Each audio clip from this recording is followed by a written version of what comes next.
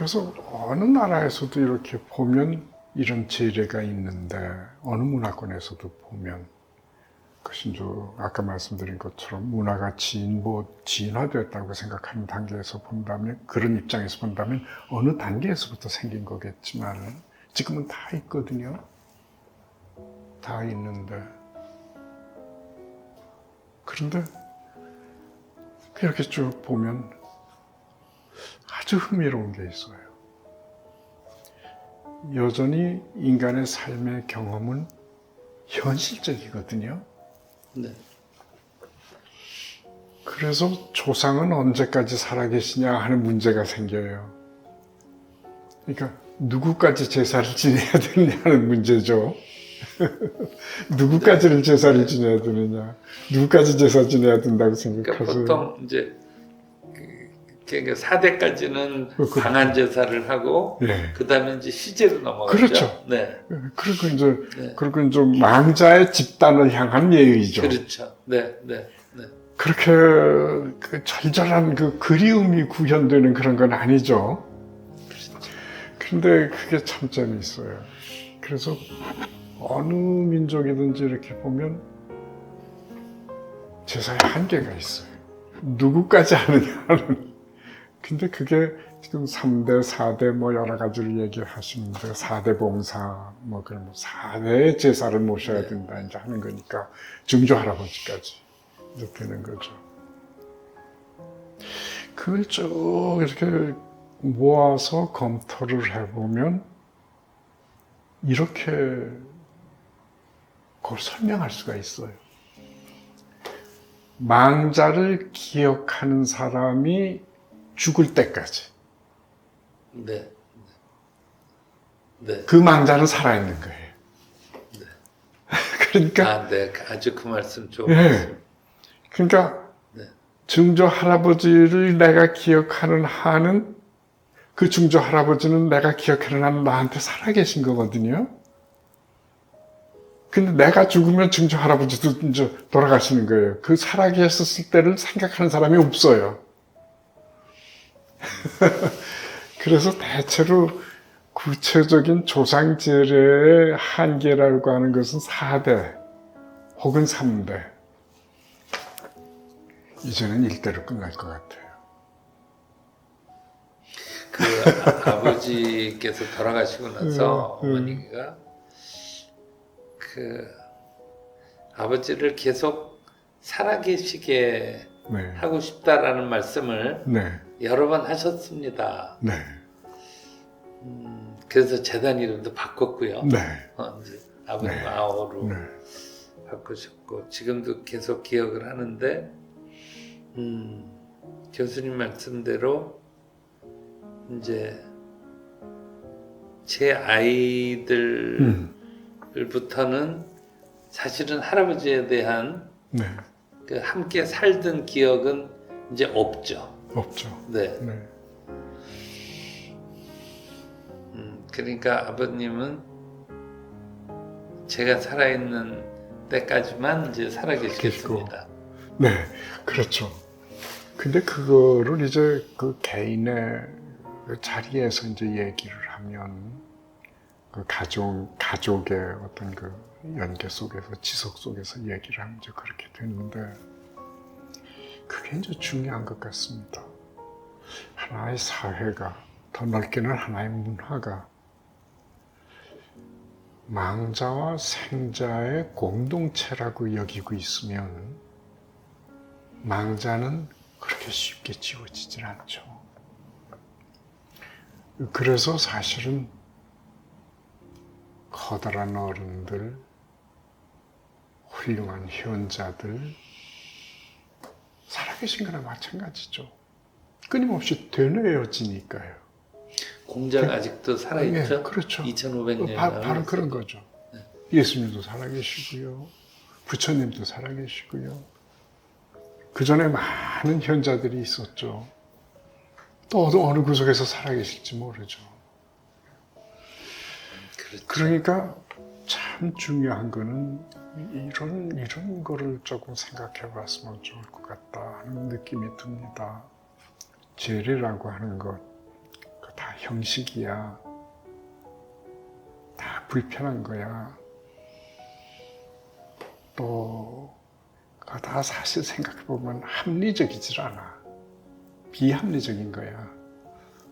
그런 얘기를 하면서 평가절하하기보다는 인간의 삶의 공동체라고 하는 것은 도대체 어떤 걸까? 망자를 지워버리면서 생자만 남아있는 것이 정말 인간의 삶의 공동체일까? 사실 그렇지 않을 뿐만 아니라 그렇지 않아야 되는 것 아닐까? 그렇다면 죄라고 하는 것이 가지고 있는 문화라고 하는 것은 새롭게 우리가 존중하고 해석하고 그래야 될 것 아닌가?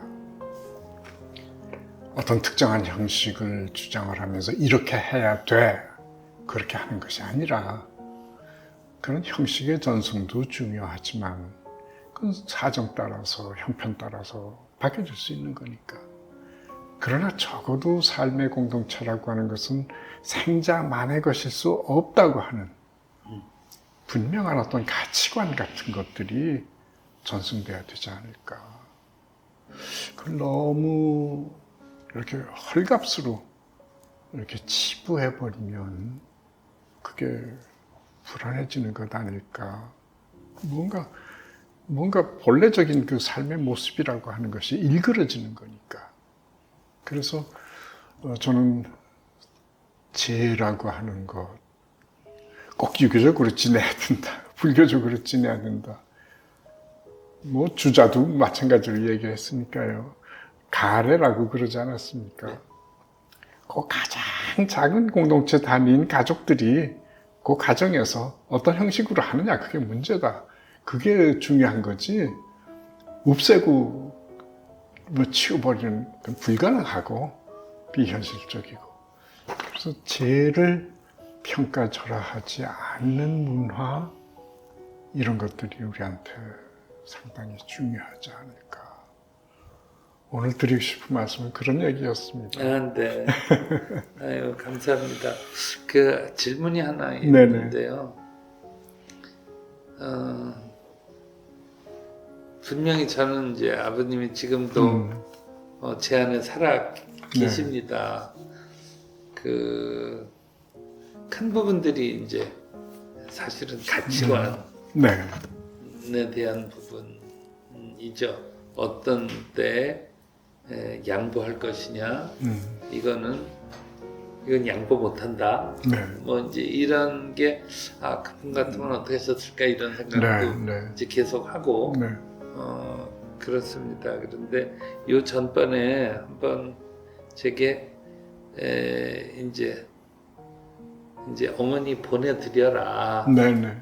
이제 그런 말씀도 해주셨단 말이죠.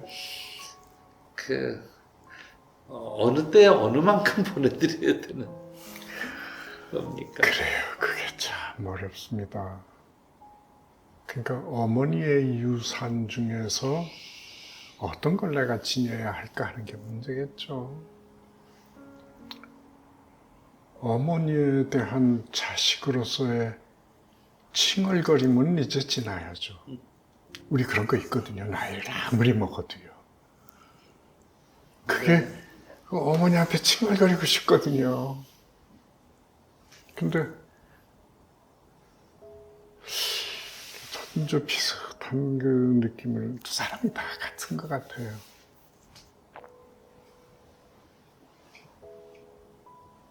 그거는 내가 자칫 잘못 클 수 있는 거거든요. 어머니께서도 좋아하시지 않을, 어머니한테 떼쓰듯이 매달리고 싶은 이 자식이 언제 크려고 아직도 나한테 매달리냐. 이제 그거가 문제인 것 같아요. 그거가요. 그래서 더군다나 어머니에 대한 거는 이제 더한데, 전 가끔 이제 그런 생각을 했습니다. 전에도 그런 말씀 드렸는지 모르겠는데, 지금 그 말씀을 하시니까 아주 절실해지는데,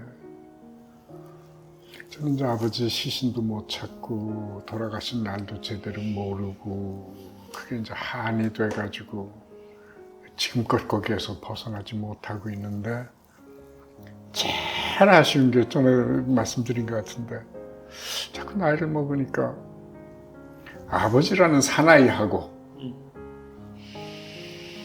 인생을 논해보지 못한 게 한해요. 네. 그게 그렇게 한해요.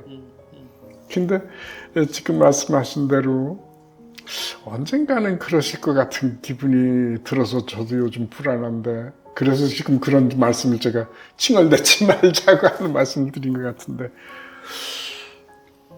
제가 지금 아버지께 그런 말씀을 드리면 아버지는 화를 내실 것 같아요. 너 인마 언제 클래? 그러실 것 같은 생각이 들거든요. 손자까지 이렇게 키워보니까 그 생각이 들어요. 제일 기분 좋은 게 손자 녀석이 저한테 아무 의논을 하지 않고 어떤 거 다 결정하고 와서 척 얘기할 때거든요. 그 저한테 의논하고 있을 때보다 더 좋아요. 네, 무슨 말씀이신지 의논하지 않을 적에는, 네. 의논하지 않을 적에는, 이 자식 할아버지를 무시하나? 근데 딱 결정하고 와서 딱 얘기할 적에는, 이 자식 컸구나. 이제 이런 생각이 들거든요. 죄를 통한 생자와 망자와의 만남도, 그래서 망자와 생자와의 공동체라고 하는 것도, 망자의 지속이라고 하는 것도 결국 그런 한계를 또 현실적으로 지니는 것 아닌가 하는 그런 생각이 들고요. 정말 아주 제가 드리고 싶은 말씀